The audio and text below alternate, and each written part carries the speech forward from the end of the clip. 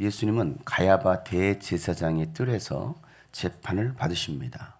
예수님 모함해서 죽이려는 그 자들의 증언은 서로의 증언조차도 맞지 않았습니다. 왜냐하면 이건 거짓 증언이었기 때문에.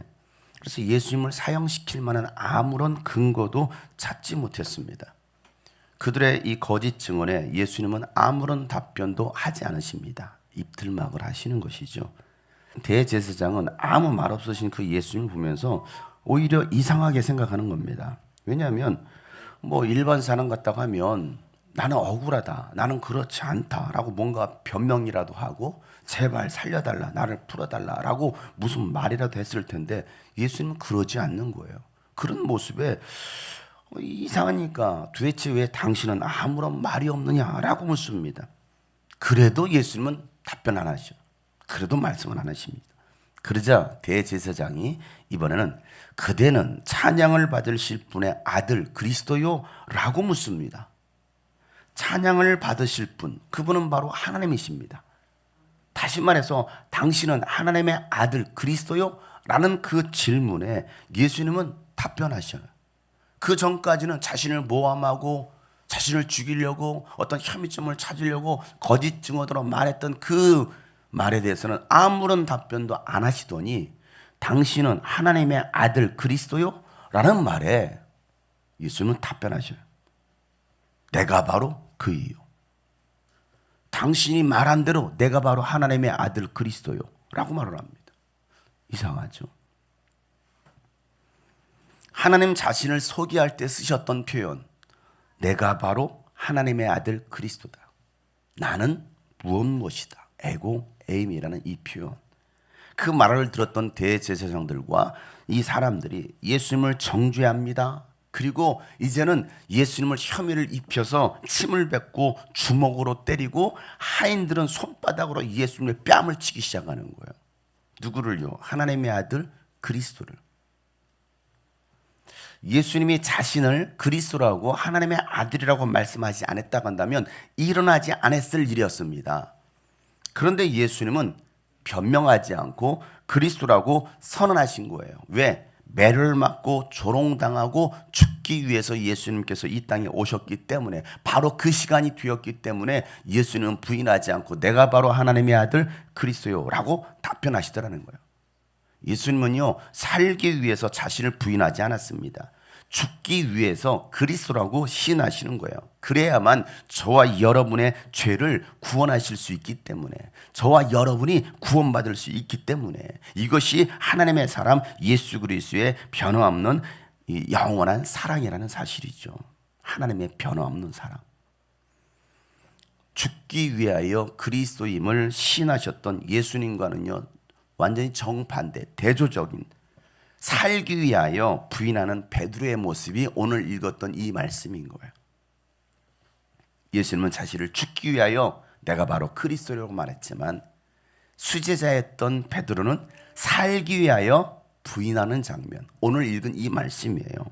베드로는요, 예수님께서 대제사장이 보낸 무리들에게 맞으며 끌려가는 그 모습을 보고서 예수님을 버리고 도망쳤다가 양심의 가책을 받았는지, 아니면 예수님께서 어떤 최후를 맞이하는지 궁금했는지 예수님께서 대제사장 가야바의 집으로 끌려가시는 것을 보고서 멀찍이 떨어져서 예수님을 뒤따라가 대제사장의 집 앞마당에까지 들어갑니다.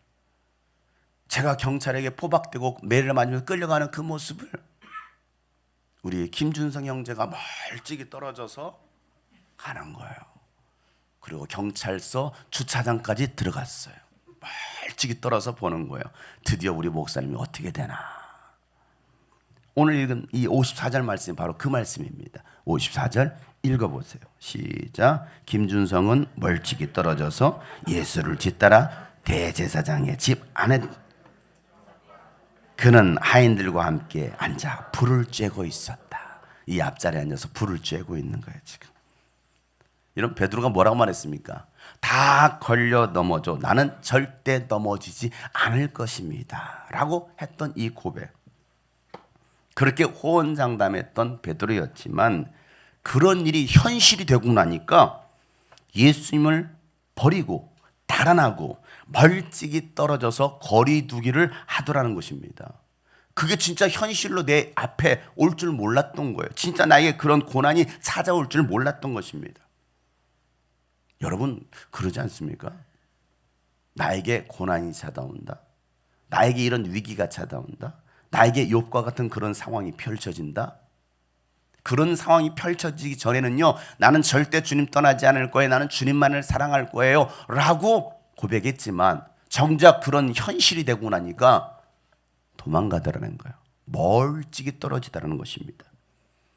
그리고 예수님을 따라오긴 따라와요. 그리고 춥다고 뭐합니까? 하인들과 함께 앉아서 불을 쬐고 있어요. 저 교회 입구에 난로가 펴져 있으니까 거기서 난로 앞에서 불을 쬐고 있는 우리 문시경지 목사님이 어떻게 되시나 하고서 불을 쬐고 있는 그 형제의 모습. 오늘 이 장면이 바로 그런 장면이죠. 자신을 끔찍히 사랑하는 전형적인 죄인들의 모습입니다. 전형적인 인간의 모습. 여러분은 한 주간 예수님과 어떤 관계 속에서 지내셨나요? 멀찍이 떨어져서 예수님을 뒤따르셨습니까? 아니면 예수님과 함께 그 고통의 자리에 함께 하셨나요? 스승 되신 예수님이 매를 맞고 수치를 당하고 있을 때에 베드로는 춥다고 불을 쬐고 있는데 대제사장의 하녀 하나가 베드로를 많이 노려보는 거예요. 많이 노려봐. 우리 여기서 자매 하나를 불러드려야 되는데 신현이 자매 많이 노려보고요. 하녀니까 신현이니까 신현이 대제사장의 신현이가 다 노려보고 있는 거죠. 여기서 많이 본 사람인데 가만히 노려보다가 자 오늘 66절 67절 한번 보겠어요. 어떤 장면이지? 한번 읽어보겠습니다. 시작. 베드로가 안뜰 아래쪽에 있는데 대제사장의 하녀 가운데 하나가 와서 베드로가 불을 쬐고 있는 것을 보고 그를 빤히 당신도 저 나사렛 사람 예수와 함께 다닌 사람이지요? 라고 말하고 있습니다. 뭐라고 말하고 있어요? 당신도 저 나사렛 사람 예수와 함께 다닌 사람이죠? 라고 말한 거예요. 뭐 하면서? 빤히 노려보면서 째려보면서 당신도 나사렛 예수와 함께 했던 사람이죠? 여러분 이 대제사장의 하인이 베드로를 알아본 거예요. 알아봤어요. 여러분 베드로가 얼마나 깜짝 놀랐겠습니까? 나를 알아봤어. 모를 줄 알았는데. 그래서요 머뭇거리지도 않고 곧바로 답변합니다. 68절 우리 문시경제 읽어보세요. 시작.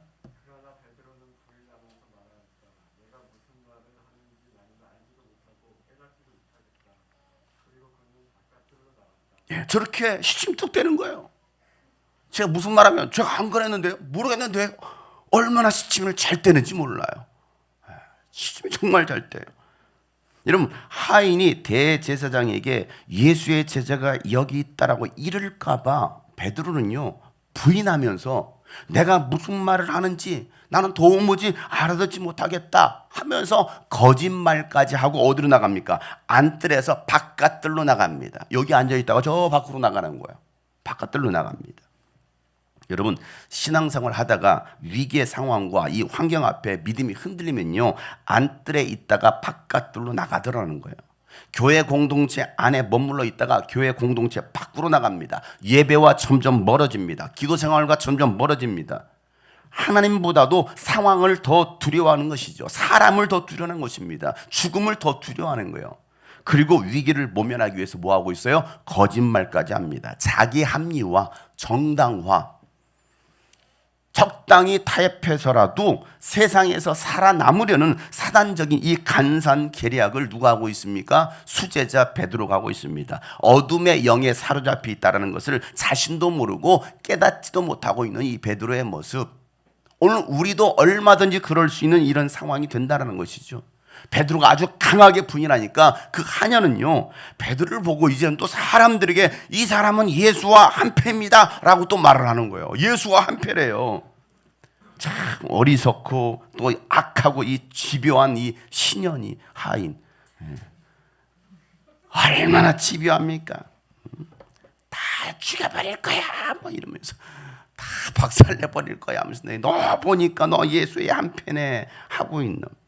여러분 대제사장도 하나님 아버지의 뜻을 모르는데 그 밑에 있는 하인은 오죽하겠습니까? 그 사람이 그 사람이지. 그래서 여러분 주인을 잘 만나야 돼요. 리더를 잘 만나야 됩니다. 영적인 리더를 만나면 함께하는 사람이 영적이어져요. 목자를 잘못 만나면요 함께 망하는 거예요. 함께 망. 69절에 뭐라고 말하고 있습니까? 그 하녀가 그를 보고서 그 곁에 서 있는 사람들에게 또다시 말합니다. 이번에 세 번째 말합니다. 다 같이 시작. 이 사람은 그들과 한패입니다 라고 말하고 있어요. 또다시 말해요. 예수와 한패라는 거예요.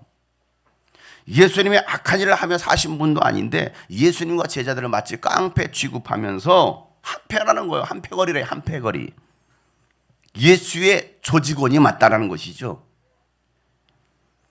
이 어리석고 이 악한 대제사장이 하인이지만요 그의 말로 예수의 공동체가 어떤 공동체인지를 말해주고 있습니다. 우리는 예수님과 한패가 된 한몸 공동체입니다. 아멘. 여러분은 이미 예수의 조직원에 들어와 있는 거예요. 이 조직에 들어오는 순간 절대 빠져나갈 수 없어요. 빠져나갈 때는 반드시 뭐라도 하나 놓고 가야 돼요. 뭐라도. 그렇지 않고서는 절대 못 나갑니다. 여러분 중에 이 죽금 조직에서 나갈 생각이 있으신 분들은 지금부터 잘 생각해 놓고 내가 뭘 놓고 나가지? 라고 잘 생각하셔야 돼요. 난 뭘 내놓지? 그냥 나가시면 여러분 후환이 두렵습니다. 나가실 때는 꼭 이 얘기하고 나가세요. 이 얘기하고 나가세요. 여자 하인의 말에 베드로는요 또 세 번째 부인합니다. 자, 70절 다 같이 큰 목소리로 시작.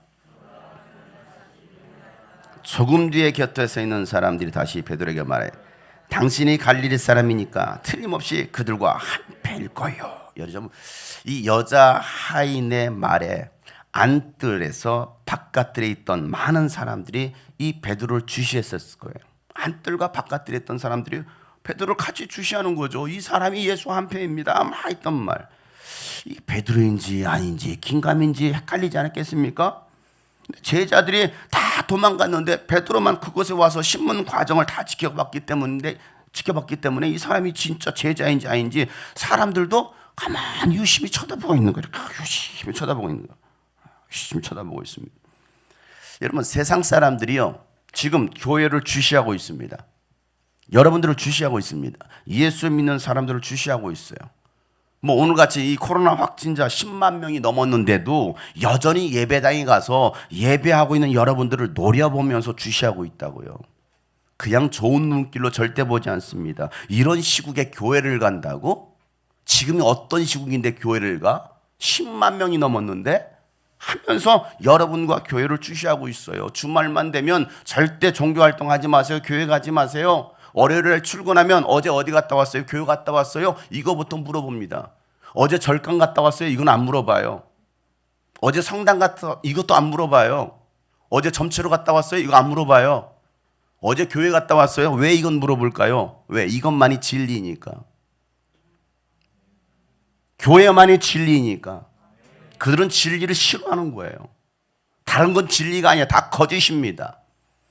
그러니까 진리만을 따르지 못하게 그들은 악착같이 방해하는 것입니다. 이렇게 확진자가 많이 나오는데 교회는 왜 가느냐고. 교회는 절대 가지 말라라는 거예요. 어제 저녁 인터넷 뉴스 타이틀에 이게 써 있었습니다. 10만 명 대유행 첫 주말 저녁. 그래도 홍대 이태원은 북적. 이런 제목으로 뉴스를 전했습니다. 그 내용 요약은 이랬습니다. 홍대 지하철역부터 사람 가득, 상당수는 만석. 이태원 유명 가게 앞에는 이른 저녁부터 대기줄. 강남 포차 앞에도 수십 명 줄. 코로나 걱정 안 해. 이날부터 오후 10시까지 영업. 최대한 머문다. 최대한 교회에 머문다. 최대한 교회에 북적북적 줄서기 한다. 이래야 되는데 포차에는 그렇게 북적북적 줄 서 있고 대기번호까지 따가면서 대기번호 100번 1시간을 기다려야 된대요. 버글버글해. 앉을 자리가 없어요. 이게 어제 뉴스였어요. 어제 뉴스. 그런데 교회는 여러분 어제 그제 여러분 이 방역 지침이 다시 발표가 되었어요. 대선이 이제 얼마 남지 않았습니다. 코로나가 창궐을 해도 더 느슨하게 합니다. 여러분 더 느슨하게 해요. 이제는 방역 패스도 필요 없어요. QR코드도 찍지 않습니다. 더 이상 하지 않아요. 의료 체계가 붕괴되니까 이제는 알아서 자가키트 사서 하라는 것입니다. 자가격리하라는 거예요. 자가치료하라는 것입니다. 자가 이 뭐 키트에서 양성 나오면 그때 PCR 해주겠다는 것입니다. 그런데 교회는 여전히 인원을 제한하고 있습니다. 사람들 의식 속에는요, 여전히 교회는 가면 안 되는 곳, 코로나에 있어서 가장 위험한 곳이 교회라고 생각하고 있고 그렇게 공산주의적인 세뇌를 당하고 있어요. 2년 동안 그렇게 전 국민을 세뇌시켰습니다. 교회를 다니는 사람들조차도 그렇게 세뇌를 당했습니다. 누가 그렇게 했습니까? 정부가 했어요. 앞장서서 했습니다. 방역지침이라는 어떤 그 조치로 말이에요. 여러분들은 모두가 농락당한 거예요. 백신 2차까지 맞으면 우리는 안전하라고 말했습니다. 그러나 여러분 3차, 4차, 지금 4차 접종하려고 준비하고 있습니다. 그러나 이것도 효과가 없는 일이에요. 여러분들 지금까지 뭐 하셨나요? 여러분 2년 동안 여러분 뭐 하셨어요? 뭐라고 말씀하시겠습니까? 한국교회는 뭐 했습니까? 교회는 가면 안 된대요. 교회는 가면 안 된대. 오후 알바는 가야 된대요. 왜요? 교회는 돈을 내는 것이고 알바는 돈을 받는 것이에요. 예배는 가면 안 되고 학원은 가야 된대요. 누가 그렇게 말합니까? 부모들이. 그것도 교회 다니는 부모들이 말을 합니다. 온라인으로 하면 된다라는 거예요. 예배는 온라인으로 하면 된대요.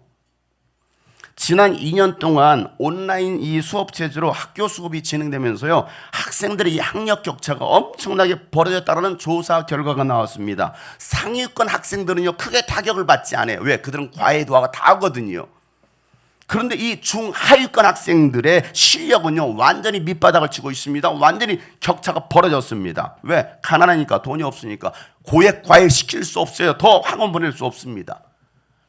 격차가 떨어졌다는 거예요. 벌어졌다는 거예요. 여러분 믿음도 마찬가지입니다. 온라인 예배 체제로 한 이 한국 교회가 진행되면서요, 성도들의 이 믿음 격차가 더 벌어졌습니다. 상위권 믿음의 사람들은요 크게 타격을 받지 않아요. 그런 환란이 오든 말든 신경 쓰지 않습니다. 그러나 말씀 생활을 하지 않았던, 믿음 없었던 이 중하위권의 교인들의 영적 실력은요 한없이 밑바닥으로 떨어졌어요. 그거 아십니까? 공부하기 싫어하는 학생들은요 줌 수업을 고집합니다. 여전히 학교 가는 것을 좋아하지 않아요. 계속 줌으로 수업했으면 좋겠다라고 학생들은 말을 합니다. 공부하기 싫으니까. 여러분 영적 신앙생활을 싫어하는 교인들도 마찬가지입니다. 온라인 예배를 고집하고 있어요. 예배당에 가서 예배하는 것보다도 집구석에 앉아서 온라인으로 계속 했으면 좋겠다라고 생각하는 어리석은 교인들이 굉장히 많다라는 거예요. 세상 사람들에게도 말하기 좋고 또 자신에게도 합리화할 수 있잖아요. 얼마나 좋습니까? 나 온라인 예배했어요. 나 어제 교회 가지 않고요. 이거 했어요. 라고 얼마나 말하기 좋습니까? 그래서 온라인 예배를 제2의 종교개혁이라고 말하면서 이 기독교인들을 더 병들게 하고 있는 아주 유명한 목회자도 있어요. 이게 종교 제2의 종교개혁이래요. 그러면 우리 교회는 이미 10년 전부터 종교개혁했네요. 10년 전부터 유튜브 생방송을 했으니. 정말 말 같지도 않은 소리로 성도들을 미혹하고 있는 오늘날의 목회자들, 목사라는 이름, 이 목사라는 타이틀을 가지고서 속이고 있는 아주 사꾼 목사들이 얼마나 많느냐고요. 거짓된 교회들이 얼마나 많느냐고. 거기에 미혹되어서 현혹되어서 자기주의, 신본주의가 아니에요. 자기주의 교회 생활을 하고 있는 종교인들이 얼마나 많이 있느냐고요. 그들이 천국 갈 수 있을까요? 절대 못 갑니다. 절대 못 갑니다. 가서도 안 돼요. 그래서 그런 사람들이 갈 것 같으면 저 이거 때려칩니다. 이거 뭐 하려고 이거 합니까? 세상에 나가서 돈 벌면 되는데. 세상에 나가서 돈 벌면 돼요. 뭐 하려고 이거 합니까? 제가 이렇게 설교한다고 여러분 목사님 오늘 설교 잘해 주셨어요. 감사해요. 이런 말 합니까? 아유 목사님 또 왜 또 아침부터 소리 질러. 좋은 위로의 말 좀 하지. 오랜만에 교회 왔으니 힘들게 일하다가 한 주간 살다가 일주일 만에 교회 왔는데 목사님 위로해 주시고 축복해 주시고 환영합니다. 갈 때는 그렇게 인사해 줄게요. 갈 때는 환영합니다. 아유 우리 좋은 이야기 들으려고 왔는데 왜 목사님 그렇게 또 얘기하셔요? 아유 좋은 얘기 해주는 교회 가자. 그래서 많은 사람들이 그렇게 움직이는 거예요. 대제사장의 하인과 같은 사람들이 여러분을 지켜보고 있다니까요. 노려보고 있다니까요. 당신도 장영송 목사와 한패죠. 당신이 군포 사람이니까 틀림없이 그들과 한패일 거예요. 그래서 군포에서 이사가는 사람들이 있어요. 한패 소리 안 들으려고 더 멀어지는 거예요. 자, 그러자 베드로가 뭐라고 말합니까? 71절이에요. 한번 읽어보세요. 71절 시작. 그러나 베드로는 저주하고 맹세하여 말하였다. 나는 당신들이 말하는 그 사람을 알지 못하오. 뭐라고 말하겠어요? 저주하고 맹세하여 말하기를 나는 당신들이 말하는 그 사람, 저 사람, 예수라는 사람 나는 알지 못하요 하고서 부인하고 있습니다. 여러분 저주하고 맹세하면서 말이에요. 저주하고 단순히 모른다고만 말한 게 아니라 장영석 목사가 몰라요 라고 말한 것이 아니고요. 예수를 저주했다고요. 입에 담을 수 없는 욕을 했다고요. 예수 저 새끼 막 쌍욕을 해가면서 장영석 나 저런 새끼 몰라 하면서 욕을 하고 저주하고 있더라고요. 베드로에게는요 더 이상 예수님은 하나님의 아들이 아니었어요. 그리스도가 아니었습니다. 저주받아야 될 한 사람이었습니다. 매를 맞아야 될 한 사람이었습니다. 그렇습니다. 예수님은 저와 여러분을 대신하여 저주받으러 오신 하나님의 아들 그리스도이십니다. 저주받고 심판받아야 될 대상은 저와 여러분인데 예수님께서 여러분을 천국으로 데리고 가시려고 대신 저주를 받으신 거예요. 이런 말씀에도 아멘 안 하는 여러분들 어디에서 아멘 하시겠어요? 축복받을지어다 거기 아멘 하시겠습니까? 도대체 어디 아멘 하실 거예요? 아니면 믿음이 안 되니까 아멘을 못 하시나요? 예수님은 여러분을 천국 데리고 가려고 대신 저주를 받으셨다고요. 우리가 뭘 믿습니까? 예수님은 살아계신 하나님의 아들 그리스도이십니다. 그 예수님 이 땅에 다시 오실 거예요. 믿는 자들을 데려 다시 오십니다. 저는 언제나 말합니다. 이 성경은 사실이고 이 성경은 하나님의 말씀일 뿐만 아니라 이 예언된 이 성경의 말씀은 반드시 이루어집니다. 왜? 지금까지 다 이루어졌기 때문에. 지금까지 수천 년 동안 이 성경에 예언된 말씀은 다 이루어졌어요. 예수님께 칭찬받고 천국 열쇠까지 받았던 수제자 베드로가 자신의 스승을 저주하고 있습니다. 수제자에서 배신자가 된 거예요. 여러분 왜 이렇게 되었습니까? 베드로가 성령을 받지 못했습니다. 성령 충만함이 없었던 것입니다. 그러니 육신을 사랑할 수밖에 없잖아요. 죽음을 두려워하는 거예요. 손해보지 않으려고 하는 것입니다. 핍박을 두려워하는 것입니다. 고난받기를 두려워하는 거예요. 자기 목숨을 사랑하는 사람은 잃을 것이요 이 세상에서 자기의 목숨을 미워하는 사람은 영생에 이르도록 목숨을 보존할 것이다 라고 예수님께서 말씀하셨어요.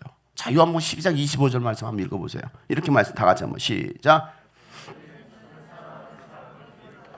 이 세상에서 자기의 목숨을 미워하는 사람은 영생에 이르도록 그 목숨을 보존할 것이다. 예수님 이미 이와 같이 말씀해 주셨어요. 제자들은 이 말씀을 귀담아 들었습니다. 분명히 들었습니다. 여러분들도 들었잖아요. 그런데 이렇게 하지 못하는 거예요. 왜? 성령을 받지 못하고 성령 충만하지 못하니까 베드로는 육신을 이기지 못한 것입니다. 성령을 따라 산 것이 아니라 육신을 따라 산 거예요. 로마서 8장 9절 5절부터 9절 말씀에 보면 육신을 따라 사는 사람은 육신에 속한 것을 생각하나 성령을 따라 사는 사람은 성령에 속한 것을 생각합니다. 육신에 속한 생각은 죽음입니다. 그러나 성령에 속한 생각은 생명과 평화입니다. 육신에 속한 생각은 하나님께 품는 적대감입니다. 그것은 하나님의 법을 따르지 않으며 또 복종할 수도 없습니다. 육신의 매인 사람은 하나님을 기쁘시게 할 수가 없습니다. 그러나 하나님의 영이 여러분 안에 살아 계시면 여러분은 육신 안에 있지 아니하고 성령 안에 있습니다. 그러므로 그런즉 누구든지 그리스도의 영이 없으면 그리스도의 사람이 아닙니다 라고 말하고 있어요. 여러분 안에 그리스도의 영이 없으면, 성령이 없으면 여러분은 그리스도의 사람이 아니라는 거예요. 교회는 다닐지는 모르겠지만, 목사일지는 모르겠지만, 사역자일지는 모르겠지만, 그리스도의 영이 없으면, 하나님의 영, 성령, 예수 그리스도의 말씀이 없으면 그는 그리스도의 사람이 아니다. 언제든지 부인하고 저주하고 맹세하고 떠날 수 있다라는 것이 오늘 성경의 말씀이에요. 여러분, 수지자 베드로만의 이야기가 아닙니다. 곧 우리들의 이야기도 될 수 있다라는 거예요. 성령 충만함을 유지하지 않으면, 성령을 따라 살지 않으면 우리도 언제든지 육신에 속한 생각을 할 수 있고 예수를 모른다라고 저주하며 맹세하고 부인할 수도 있다는 것입니다. 결코 그런 사람이 되지 말아야 되는데 우리가 결단을 해요. 예배 맞지? 그래, 오늘 말씀 결단을 합니다. 결단을 하는데 왜 그런 삶이 이루어지지 못할까? 그래서 오늘도 우리는 성령 충만을 구해야 되는 것입니다. 성령 충만하면 예수를 부인하는 것이 아니라 예수를 증거합니다. 예수님 때문에 실족하는 것이 아니라 예수를 위해서 죽는 거예요. 이게 오늘 우리에게 주시는 말씀이죠.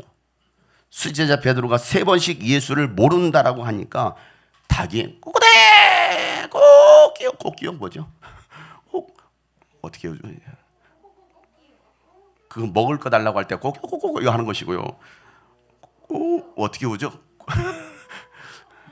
누가 있어 방금? 꼬끼요. 새벽에 그렇게 울어요, 닭이. 새벽을 깨우는 닭 소리. 자, 닭이 2번째 울자 베드로는 예수님이 하신 말씀이 생각이 납니다. 한번 읽어보겠습니다. 72절 말씀 시작. 그러자 곧 닭이 2번째 울었다. 그래서 베드로는 예수께서 자기에게 닭이 2번 울기 전에 내가 나를 3번 부인한다.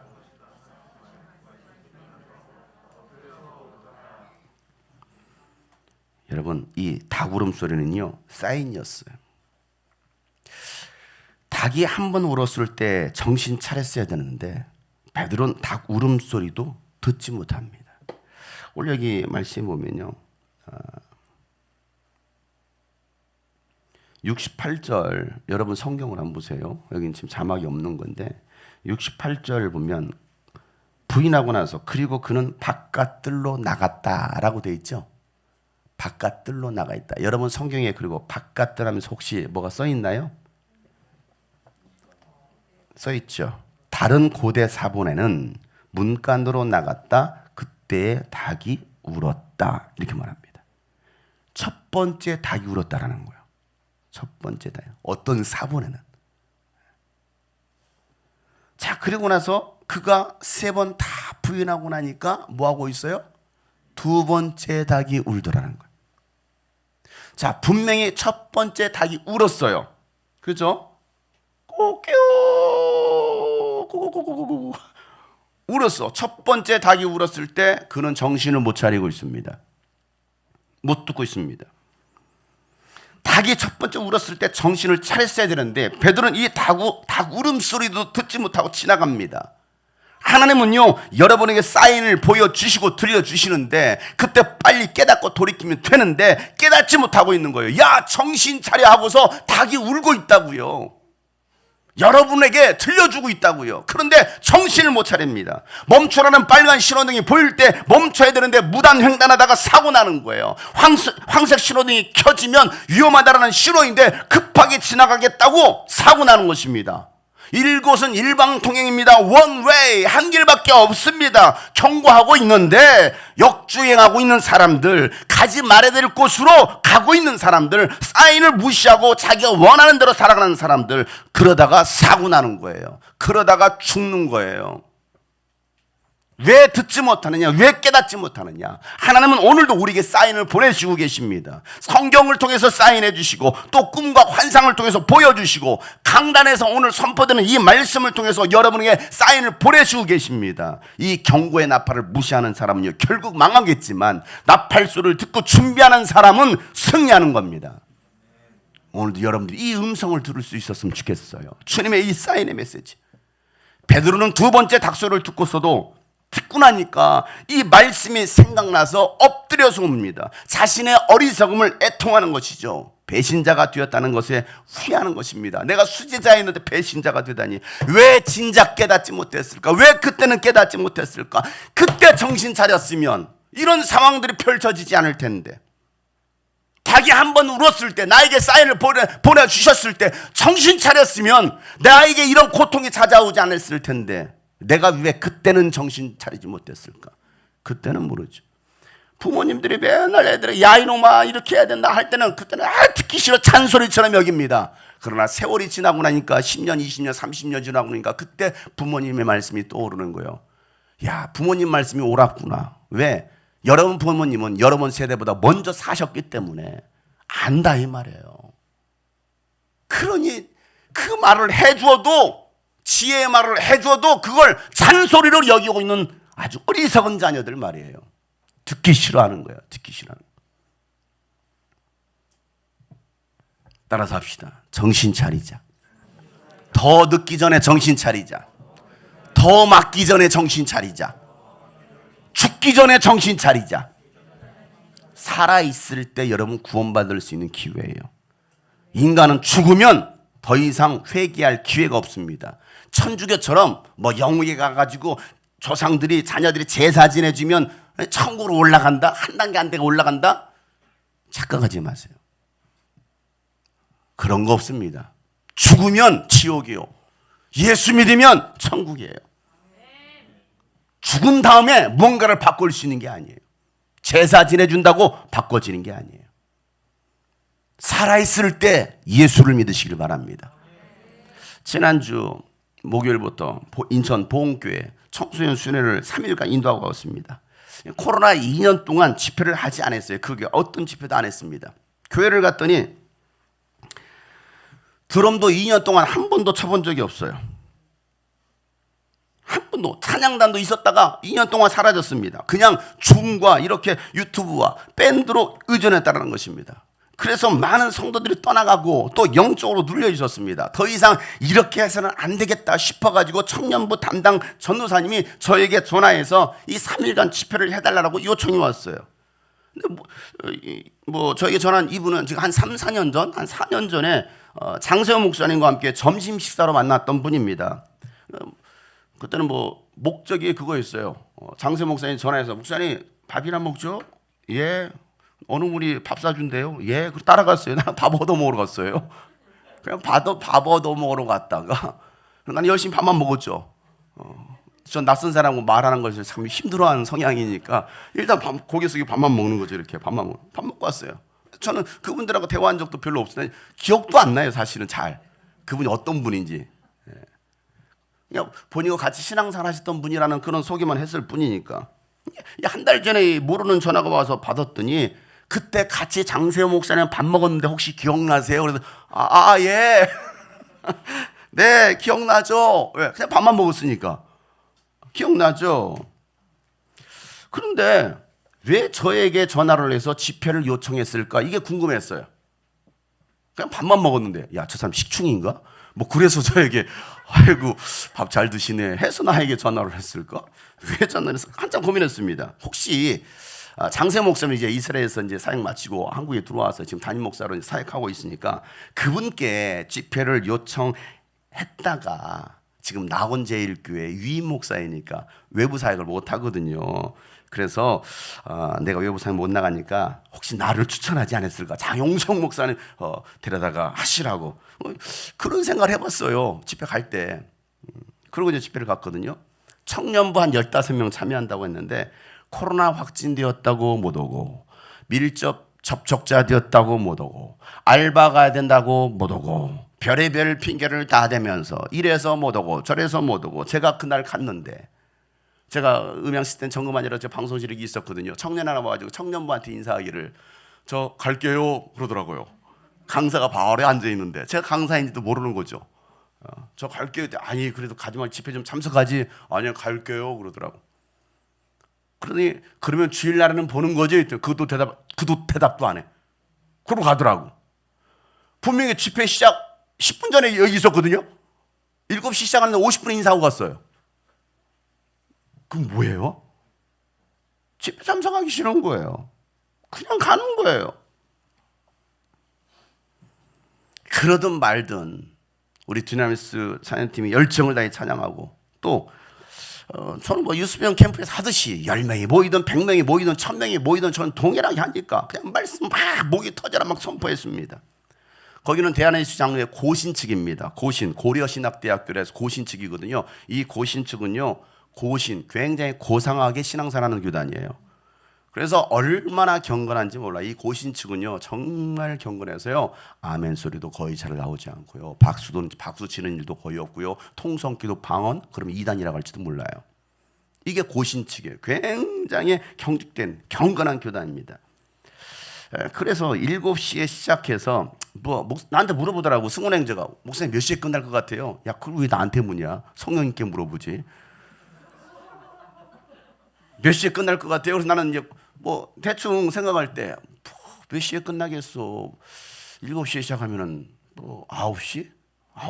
늦으면 한 9시 반이면 되지 않겠냐? 제가 이렇게 있어요. 늦으면 9시 반이 되지 않겠느냐? 첫날 시간이니까. 그런데 첫날 10시 20분에 끝났어요. 근데 그 첫 시간 표정이 7, 8, 9, 10, 3시간 20분을 예배했잖아요. 2년 동안 집회 한 번 하지 않고 드럼 한 번 치지 않던 곳에 와가지고 막 드럼 치고 막 이렇게 막 시끌시끌 했잖아요. 그런 집회를 찬양을 1시간 동안 했으니. 그런데 그 첫 시간에 죽었던 사람들이 살아나기 시작하는 거예요. 병든 사람들이 살아나기 시작하는 거예요. 입 벌리지 못하던 사람이 입 벌리기 시작하는 거예요. 여러분, 새 힘어들이, 우리가 찬양 어떻게 합니까? 새 힘어들이 이렇게 하잖아요. 거기는 이렇게 새 힘어들이 정말 새 힘이 필요한 교회였어요. 나는 새 힘어들이 찬양을 그렇게 정말 힘 빠지게 찬양하는 걸 거기 가서 정말 부드럽게 화음을 나가면서 얼마나 유하게 부르던지요. 야, 정말 이 교회는 새 힘이 필요하다. 그 생각이 들었어요. 힘도 없어 싹 축 처져 있었습니다. 그런데 첫날 집회를 끝나고 나니까 표정이 달라지 있어요. 거기는 초등학생도 와 있었고요, 중학생도 중딩이 저기 앉아 있더라고. 이쪽에 중딩이 앉아 있어. 엄마 손 붙잡고 이렇게 만지고 이렇게 앉아 있는, 마마의 보이처럼 이렇게 앉아 있어요. 그래서 내가 야, 왜 거기 앉아 있냐? 이쪽으로 와, 가운데로 와. 내가 가운데로 불러들였어. 그때 이 아이가 첫날 집회하면서 끝날 때쯤 되니까 이 아이가 표정이 이렇게 중딩 있잖아요. 어쩌라고, 나를 왜 귀찮아 여기 데리고 왔느냐, 이런 표정 있잖아요. 가기 싫은데 민결이 표정 있잖아요. 민결이 표정. 아빠 닮아가지고 똑같이 민결을 이러고 있는 거. 반항 끼 있는 예배 시간 늘 졸고 막 그런 표정으로 엄마 옆에 앉아 있는 거예요. 신이자매 옆에 앉아 있는 거예요. 그럼 손이랑 만져하고 있고 아멘도 안 하고 이러고 있던 아이예요. 그런데 내가 여기 가운데 이쪽으로 와, 이거 앉아, 나랑 마주 보면서 앉아서 말씀 듣자 하고 나서 3시간 20분 예배를 드렸잖아요. 끝날 때 들으니까 얘가 이러고 있더라가 약간 올라왔어. 둘째 날 오전 집회를 하는데요, 이 아이가 또 왔어. 알아서 먼저 여기 왔더라고, 혼자. 그러더니 친구를 데리고 왔어. 엄마는 이쪽에 떨어졌어. 이제 엄마랑 같이 앉기 싫다는 거야. 그리고 친구를 중딩 2명이 앉아있는, 중딩 2명이, 외계인 2명이 앉아있어요. 엄마하고는 거리두기를 했어요. 엄마 저리 가, 거리두기 하고. 근데 은혜를 받기 시작하고 저녁 때니까 또 친구를 데리고 왔어. 그 친구가 왔는데 저랑 마주치더니 이러더라고요. 나는 뭐 제가 절 스님인 줄 알고 같이 네. 저 같이 합장했습니다. 얘 까만 옷 입고 와가지고 제가 그날따라 이게 찾겠으면 이런 거 안 입고 그냥 평상복을 입었거든요. 근데 앞에 이러가고 인사 들어오길래 나도 모르게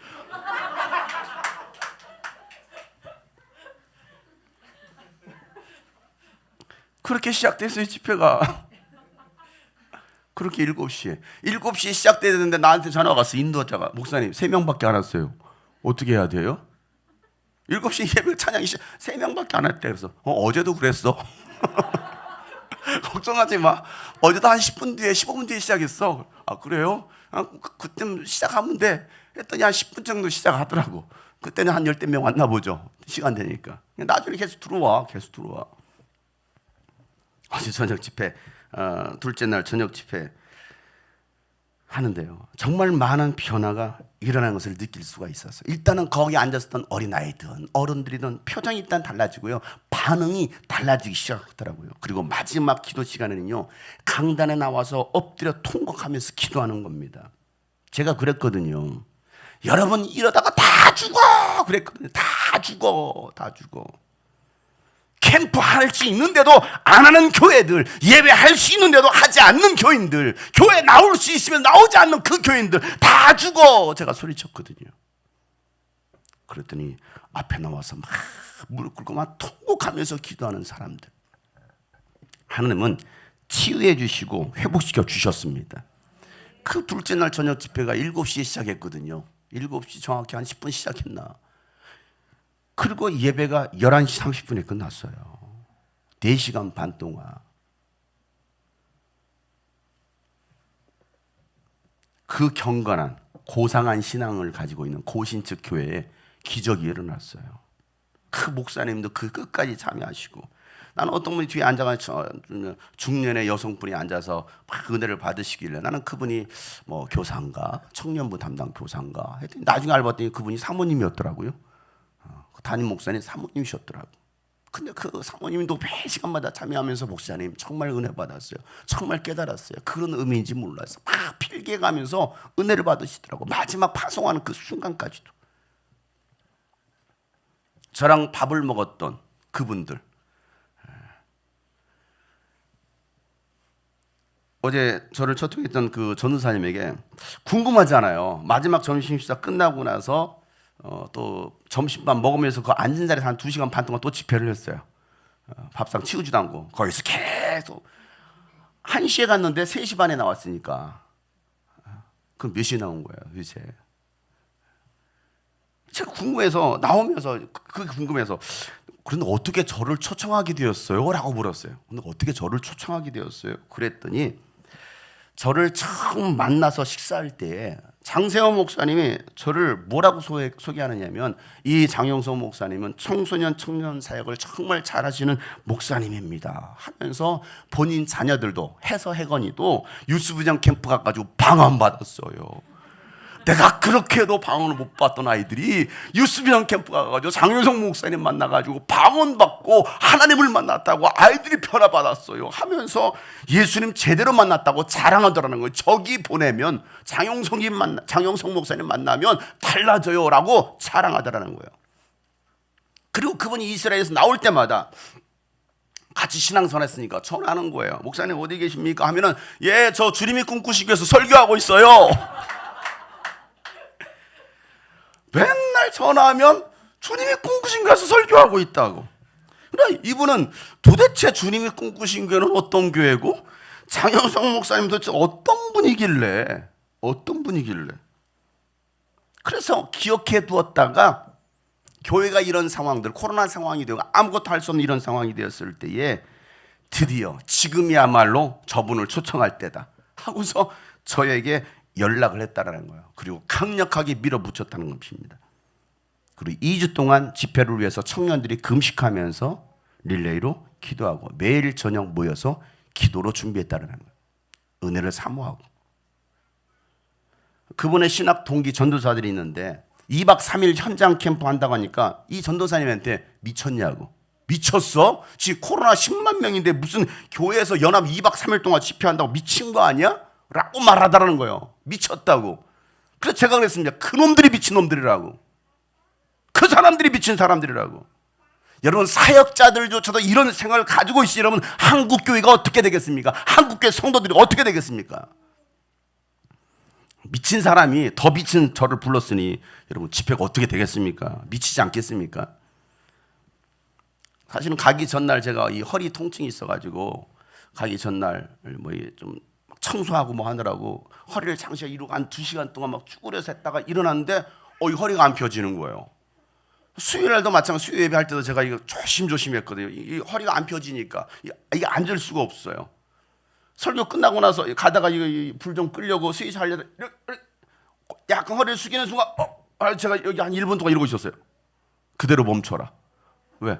움직일 수가 없으니까. 그러고 살살 기어서 들어가. 이게 수요일 날이었어요. 목요일부터 집회가 시작되잖아요. 그럼 병원 갈 수 있는 상황도 아니고 또 전화 제가 허리가 아파서 집에 못 갈 것 같습니다. 이렇게 할 수도 없잖아요. 여러분 아시다시피 제가 한 달 전에 목 수술했잖아요. 3주 전에. 목이 부어있는, 목도 함부로 쓸 수 없는 이런 상황 아닙니까? 잘 걸을 수도 없고 뭔가 부자연스러운 상황 속에서 집회를 인도할 수밖에 없었습니다. 그러니까 집회 끝날 때까지 사실은 제가 아프단 말도 못하고 목 수술했단 말도 못하고 그냥 그야말로 무식하게 집회를 했어요. 조심스럽게. 조심스럽게. 그러면서 저는 집회하는 순간에 올라가서 하나님 제 허리도 붙잡아 주시고 제 목도 붙잡아 주세요 하면서 막 죽기 살기로 뛰었어요. 마지막 밤에는 얼마나 제가 막 열심히 뛰었던지. 집회 끝나고 나서 청년 여학생 하나가 저한테 목사님 체력 대단하시네요. 나한테 그러더라고. 아이고 저희보다도 체력이 더 대단하신 것 같아요. 속으로 나 말도 안 하고. 그렇지, 내가 너희들보다 훨씬 체력이 더 대단하지. 나는 5시간 10시간도 할 수 있어. 할 수 있어. 왜? 성령이 능력을 주시면, 성령이 나와 함께 하시면, 나는 복음 전하기 위해서 나는 목숨조차도 귀한 것으로 여기지 않기 때문에 나는 할 수 있어. 주님이 나와 함께 하시기 때문에. 여러분, 죽으면 죽으리라. 내가 죽으면 보은교회가 살겠지. 정말 살아나더라고요. 정말 살아나요. 둘째 날 점심 식사로, 저녁 식사로 거기 그 교회 장로님이 저를 모시고 갔는데 담임 목사님하고 가면서 목사님 저하고는 저기 초면이 아니죠? 안면 있으시죠? 예? 저는 처음 보는데 저를 만났다는 거예요. 그래서 제가 예? 그랬더니 그때 장세 목사님 저랑 같이 밥 먹었잖아요. 그 두 부부랑 장세 목사님 저랑 같이, 우린 부부는 아니었지만 이렇게 4명이 밥을 먹었던 거예요. 근데 저는 그 기억조차도 없어요. 근데 그때 밥 먹었죠. 예 그랬어요. 그러고서 또 저녁 먹으면서도 집회하기 전에 그냥 밥만 먹었어요. 아무 말도 안 하고. 근데 집회 끝나고 나서 그분이 저를 딱 손을 잡더니 목사님 대단하시네요. 은혜 받았어요. 밥 먹을 때 모습과 3, 4년 전 저의 모습과 그날 저녁 집회의 모습이 다른 것을 그분이 느끼는 거예요. 사랑하는 주님이 꿈꾸신 게 성도 여러분, 살기 위하여 예수를 부인하고 저주하고 도망치는 사람들이 되시겠습니까? 아니면 죽으면 죽으리라 예수 그리스도의 복음을 위하여 목숨도 귀한 것으로 여기지 않는 사람이 되시겠습니까? 하늘의 미랄이 땅에 떨어져 죽지 않으면요, 하늘 그대로 있겠지만 죽으면 많은 열매를 맺습니다. 죽어야 삽니다. 죽어야 열매 맺습니다. 여러분, 이 땅에서 살려고 발버둥 치지 마세요. 살려고 하는 만큼 죽을 것이고 죽으려고 하는 만큼 사는 역사가 일어날 것입니다. 이게 오늘 우리가 주시는 말씀입니다. 이스라엘 예루살렘에 가면 베드로 통곡 기념 교회가 있습니다. 저 교회 꼭대기에는요, 십자가와 함께 닭 모형이 있습니다. 닭 울음소리를 기억하라는 거예요. 저 닭 울음소리를 듣고 베드로가 통곡했던 것처럼 기억하라는 거예요. 통곡 기념교회. 여러분, 치킨 먹을 때마다 기억하시고 눈물과 통곡으로 드시길 바랍니다. 회개하지 않고서는 치킨도 먹지 말지어다. 치킨 먹을 때마다 맞아. 닭발을 뜯을 때마다 맞아. 하나님은 오늘도 여러분에게 사인을 보여주고 계십니다. 지금도 보여주시고 들려주실 때 빨리 깨닫고 제발 돌이킬 수 있는 여러분 되시기를 예수 이름으로 축복합니다.